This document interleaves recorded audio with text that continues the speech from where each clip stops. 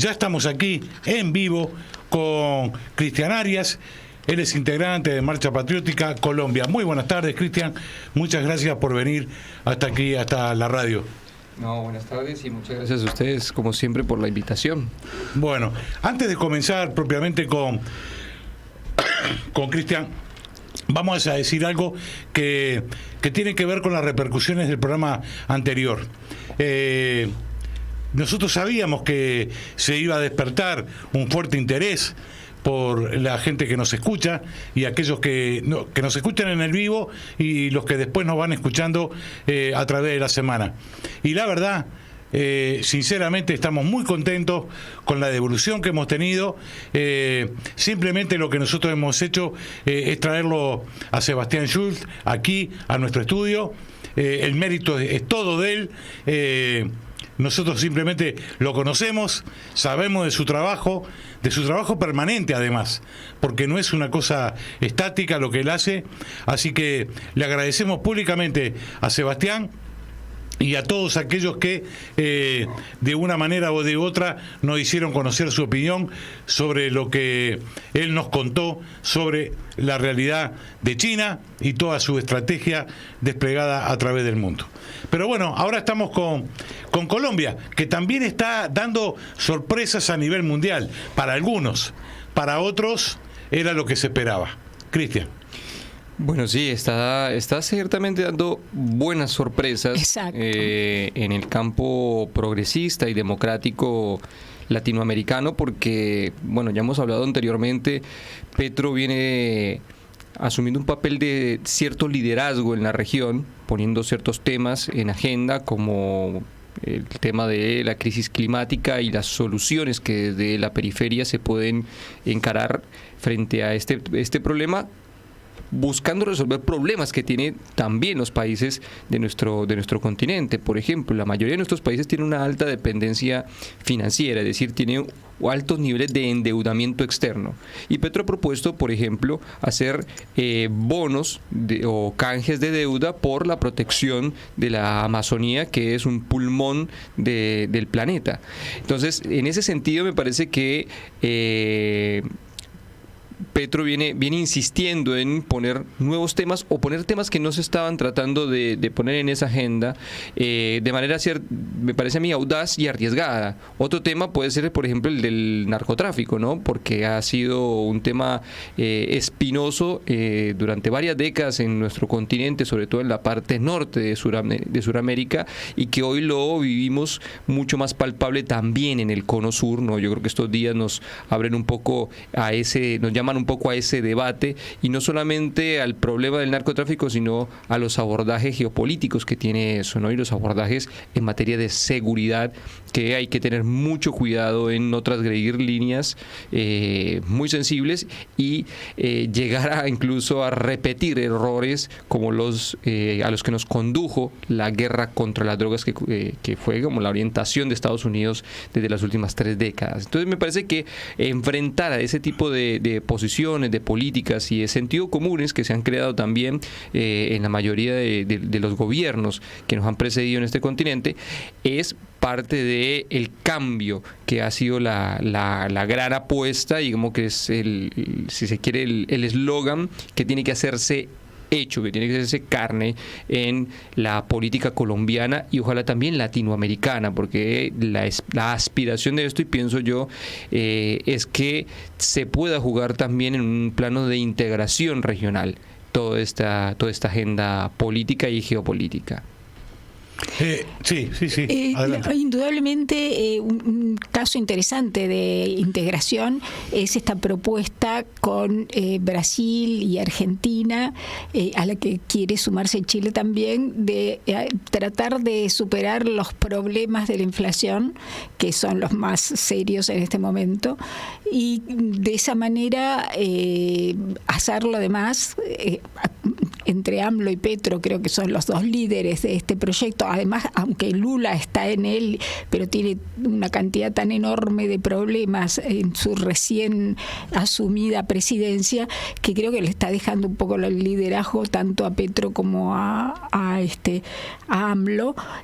Bueno, Argentina participa, que no va a ser en dólares este intercambio comercial de estos países, que trasciende el Mercosur, que el Mercosur además tiene un montón de problemas por el caso de Paraguay, que ahora está ahí, como veremos qué pasa en las elecciones, pero la iniciativa esta de integración regional con a nivel, digamos, central, me parece muy, muy interesante. Yo no tengo grandes informaciones, porque además participa Cuba, que eso es lo súper novedoso. Bueno, yo creo que uno de los grandes factores otro de los factores de dependencia tiene que ver con la política monetaria. Nuestros países, a pesar de que en la mayoría no hayan acogido la moneda oficial de Estados Unidos, o digamos del hegemón de nuestra región, sí tienen una altísima dependencia del dólar, ¿no? Economías, indudablemente. Hay economías bimonetarias, ¿no? Como ya se reconoce en Argentina, y otras economías en las que el dólar tiene una preponderancia tal que determina la política económica, la política de hacienda, el presupuesto público. Yo creo que eso es muy importante considerar. Planos de integración que nos liberen de esa dependencia y nos permitan generar una serie de asociaciones regionales que apunten a esto, ¿no? Una moneda común regional, que creo que era lo que había propuesto ya hace casi 2 décadas Hugo Chávez, cuando hablaba del Banco del Sur y cuando hablaba del Sucre en aquel momento, y que ese empezó a impulsar esta iniciativa a través de la Alternativa Bolivariana para los Pueblos de Nuestra América. Entonces, hay un acervo que tenemos ya como experiencia, que hoy se vuelve a poner en agenda con nueva vigencia, y me parecería interesante que se reconociera también de dónde vienen esa serie de propuestas, ¿no? Porque hoy aparecen como propuestas novedosas, pero parece que no tuvieran cierta historia, ¿no? Yo creo que aquí hay varios intentos desde hace décadas, ¿no? Ni siquiera de lo que yo vengo hablando de lo del siglo XXI, pero creo que hace décadas ya se venían proponiendo algunas cuestiones como esta, y me parece que siguen haciendo mucho ruido, o a veces se buscan silenciar por el impacto que puede tener para la autonomía de nuestra región, ¿no? En la búsqueda de independencia y poder definir nuestros destinos, poder decidir qué hacer con nuestros recursos y cómo administrar nuestros proyectos de integración, los proyectos nacionales, los proyectos latinoamericanos. Esto, como una moneda común, es vital para poder impulsarlo. Y creo que coincide en algo que decía recién. Petro y AMLO están asumiendo quizá un liderazgo que personalmente yo pensaba que iba a ocupar Lula. No, creo que Lula todavía no ha llegado a posicionarse regionalmente como un líder. Lo que viene haciendo es abriendo las puertas para recuperar, por ejemplo, espacios como su retorno a la CELAC. Eso ha sido, digamos, también un poco soslayado, pero es muy importante que quizá el país más fuerte económicamente e industrialmente de la región suramericana o latinoamericana, y diría porque también compite con México en ese sentido, pueda, digamos, de vuelta impulsar una agenda de integración, un espacio de diálogo y tener una voz que puede ser incluso muchas veces una voz líder, es decir, que sea seguida por un conjunto de estados en nuestra región. Yo creo que hay una cosa que me parece, esto es una opinión totalmente personal, creo que Petro y AMLO logran poner en debate algunos temas que no estaban en la agenda. Y los ponen en debate, los ponen ahí arriba. Es decir, obligan a los demás presidentes de nuestro continente a discutir sobre esto. Vamos a conversar sobre esto. Digamos, este tema de la moneda. No jodamos. Está bien, no somos Ecuador, ¿no? No somos Ecuador, pero pegamos en el palo, ¿eh? Porque vas con pesos argentinos a comprarte un departamento, no te lo venden. Vas a cualquier país con pesos argentinos y no te los cambian. En Uruguay tampoco. En Uruguay tampoco te los cambian. Uruguay no tiene cotización el peso argentino. Claro. Es como que es una moneda que no existiera. Bueno, ante esta realidad, Petro propone, y AMLO también propone. Digo, y una cosa para no ser injusto, yo tengo grabado en mi cabeza un discurso de Fidel Castro en el 89, hablando de la deuda externa de nuestro continente, donde, entre otras cosas, dijo que matemáticamente no se podía pagar. En aquellos años, queridos compañeros y compañeras, ¿cuántos años han pasado de eso? Y lo que hemos hecho, hemos acrecentado la deuda. O sea que me parece que bienvenidos sean estas propuestas de decir, bueno, el Amazonia es nuestro, pero el planeta es de todo. Y bueno, dame una mano, loco, para bancarla, porque ustedes son poderosos, nosotros no. Me gustaría ahora que nos contaras un poco estos cambios que hubo en el gobierno, para mi gusto un poco temprano, pero quiero saber cuál fue la interna que se produjo, que tuvieron estos cambios en el gobierno.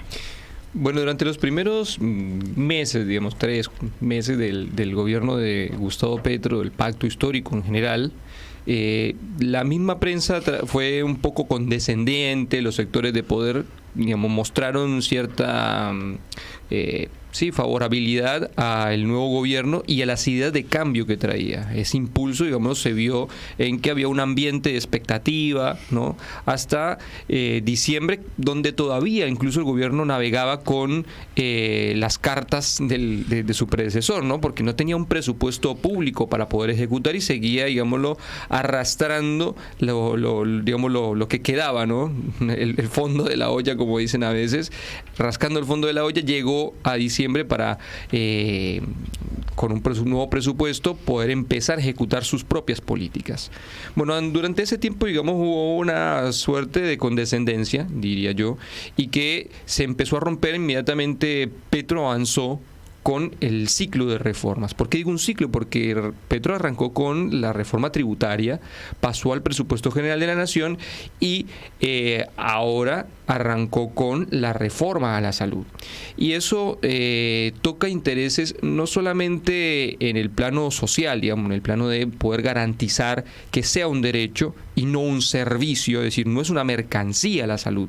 No sé, porque a veces hay gente que se confunde. Por allá en el 2010, 2011, si no estoy mal, el expresidente chileno, Piñera, decía que la educación es un bien de mercado, un bien de consumo. No son bienes de consumo, no son bienes de mercado, no son mercancías, son derechos, ¿sí? Y como derechos deben ser garantizados por el Estado a toda la población, ¿no? A todo ser humano, diría yo, ni siquiera a los ciudadanos, digamos, digamos, a quien tenga su nacionalidad. Digo yo, a toda persona deberían ser garantizados, porque encima la salud, no, sin salud no hay vida. Y creo que en eso ha coincidido gran parte del bloque progresista en Colombia, pero no necesariamente todo el gobierno. Y ahí viene la explicación de por qué algunos movimientos y algunas tensiones.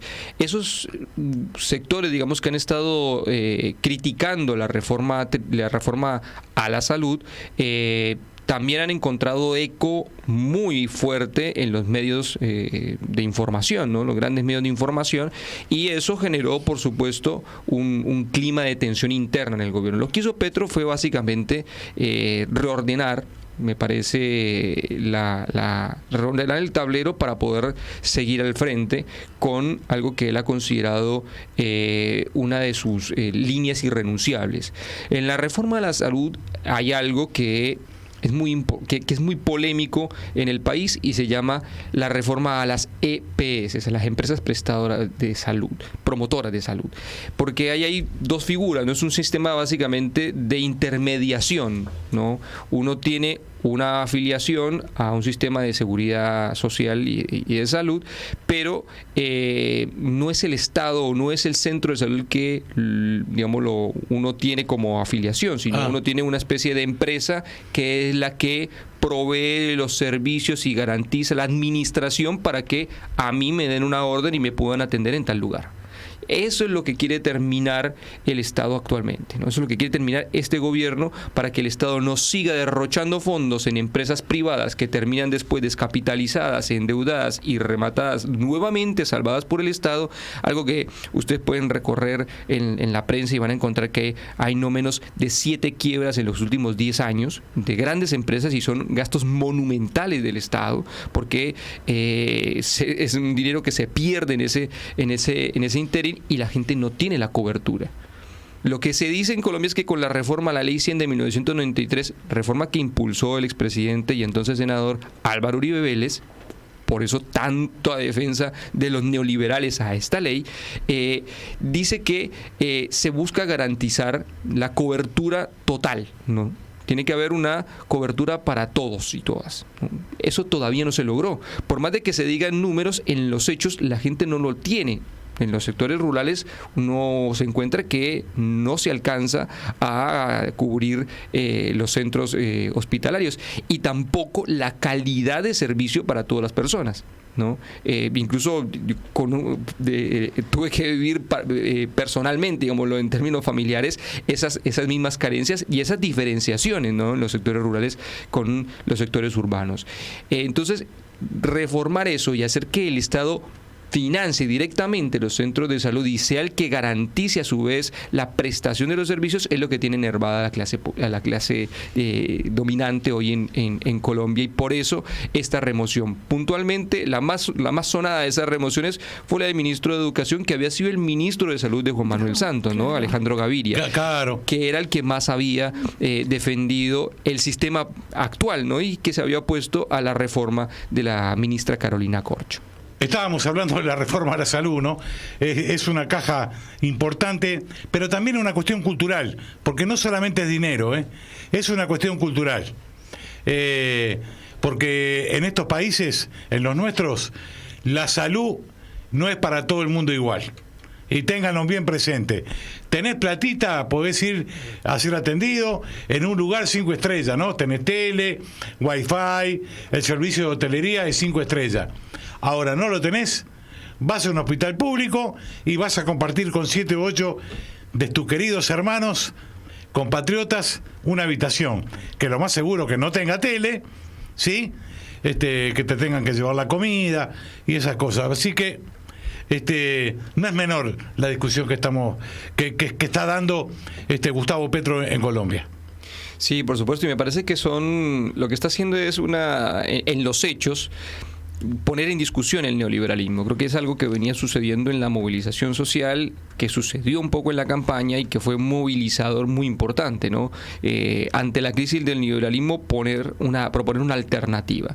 Creo que eso hay que recuperarlo también. Creo que hay algo de eso que se está perdiendo en el fragor de las discusiones cotidianas y de las operaciones permanentes de la prensa colombiana. Hay que recuperar que lo que se está haciendo es desmontar 30 años de privatizaciones, 30 años de neoliberalismo y 30 años de un proyecto, porque el neoliberalismo no es solamente una política económica, es un gran proyecto que ha logrado atomizar a la sociedad, individualizarla, y además ha sembrado culturalmente la idea de que las cosas como estaban bien, aunque todo el mundo se venía quejando y haya votado por un proyecto de cambio. Y me parece esto bien interesante también traerlo a colación, porque en los últimos días han circulado por lo menos 3 encuestas de diferentes, digámoslo, procedencias o matices, y en general coinciden en una buena imagen, no una imagen favorable de Gustavo Petro y de la vicepresidenta Francia Márquez. Me parece que también aquí, por ejemplo, la encuesta de CELAC puso énfasis en las políticas o el ciclo de reformas que mencionaba, y por ejemplo le preguntaban: ¿usted está de acuerdo con que se reforme la salud? Sí, dijo más del 60%. ¿Está de acuerdo además, usted está inconforme con el sistema de las EPS? ¿Está de acuerdo con que las EPS sean reformadas y el Estado intervenga? También, ¿no? Mayoritariamente. Entonces creo que hay una imagen que se está poniendo muy por arriba en los aparatos mediáticos, que hay que buscarle una forma para poder generar una conversación con la sociedad sin las artimañas, incluso de sus aliados políticos, que buscan garantizar la reproducción de un régimen de dominación de clase y de acumulación de capital.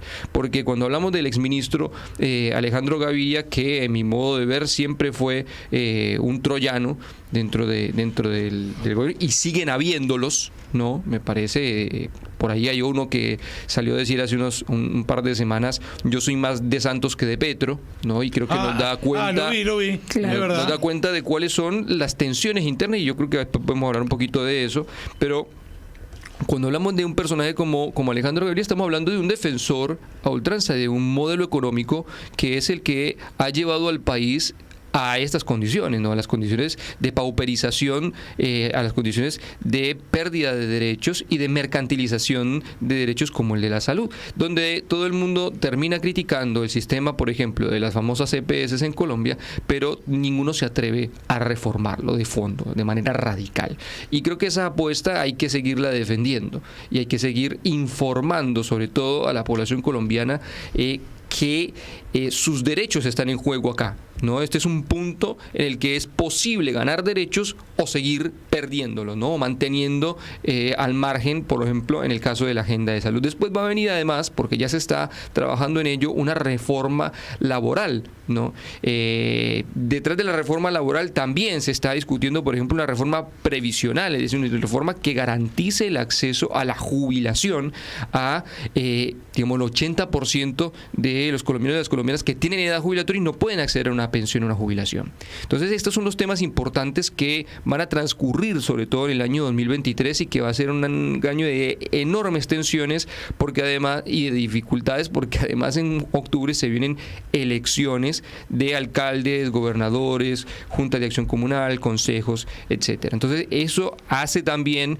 a que todo este entramado de discusiones muestren también cuáles son los grupos que están en tensión dentro del gobierno.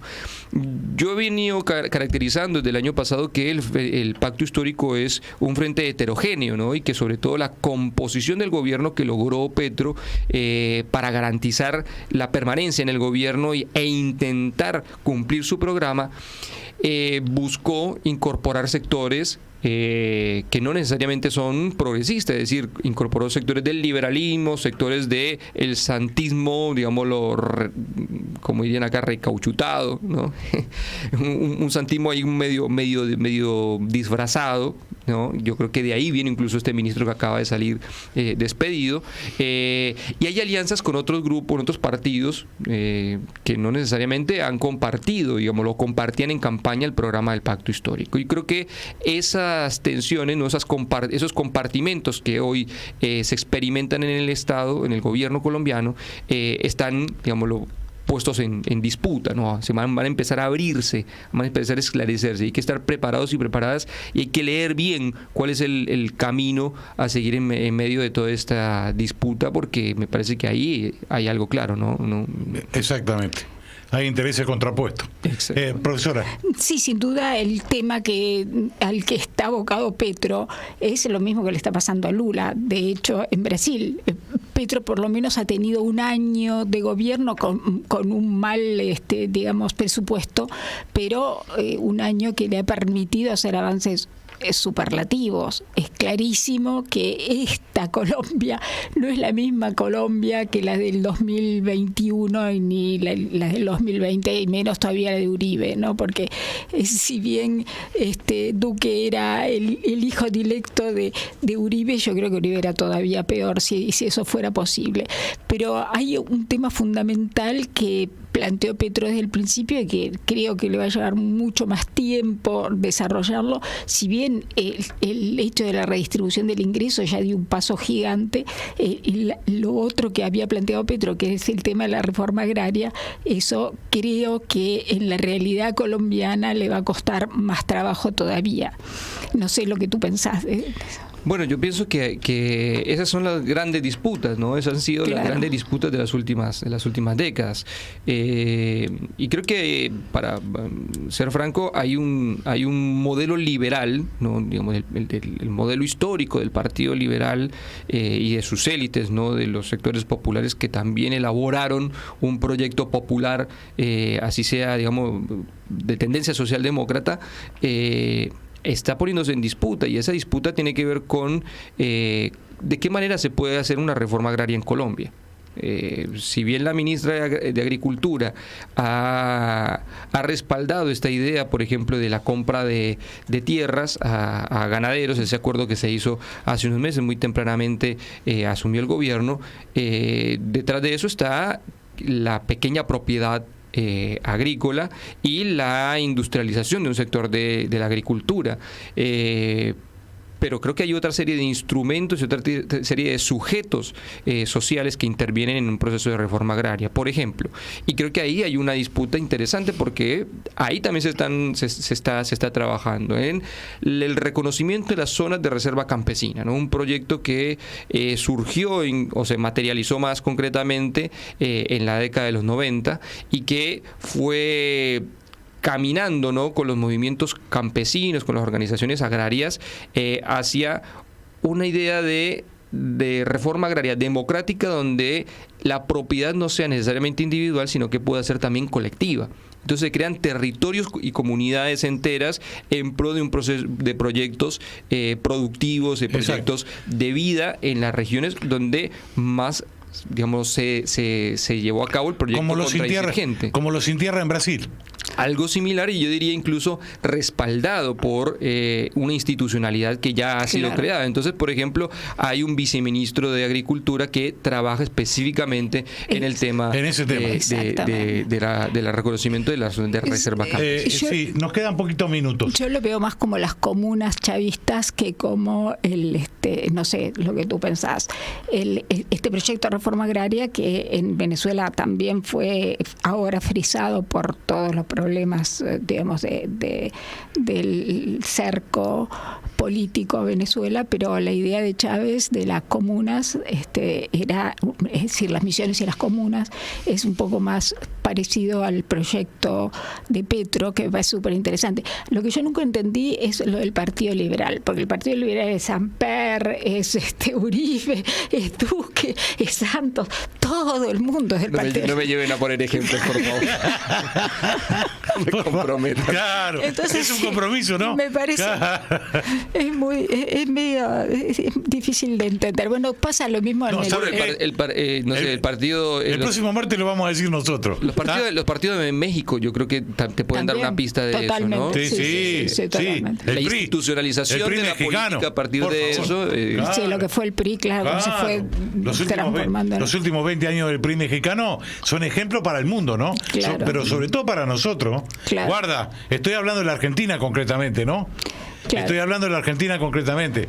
Nos jodamos con algunas cosas, no, bueno. Claro, el siglo XIX, liberales y conservadores, era algo claro, pero después... Mire, para despedirlo, antes de despedirlo, le digo que nos está escuchando y nos manda saludos Natalia Casanova, Jorge Parisi, Omar Martínez, José Esteves, un amigo de Uruguay, que el martes que viene seguramente va a estar con nosotros, Mario González, de aquí de Lanús, Araceli Villar, de Uruguay, Clavijo de Montevideo, Uruguay, Brenda Bilione de Uruguay también, Julio Mieres, Fernando Guasman, nuestro compañero del Frente Amplio, Mario Vidal, bueno, que anduvo por Montevideo. Un abrazo a todos ellos y muchas gracias por estar escuchando nuestro programa. Cristian, ¿qué te quedó en el tintero? Yo sé que quedó mucho, pero lo estoy haciendo a propósito, así te volvemos a embromar. Bueno, queda un gran desafío que es el tema de la paz, ¿no? Claro. La idea de paz total que se configuró en una ley que votó el Congreso a fines del año pasado y que es un poco el instrumento legal que que se está poniendo en marcha también en las negociaciones con el Ejército de Liberación Nacional, que se piensa poner en marcha también con otros grupos armados devenidos de insurgencias como la de las FARC, o también de grupos devenidos del paramilitarismo. Entonces esto es también un desafío más grande todavía. No, claro, y eso es re complejo, ¿no? Es muy complejo. La verdad que el desafío asumido por Petro, y sin vergüenza, porque lo hemos visto en varias conferencias cómo lo atacan, ¿no?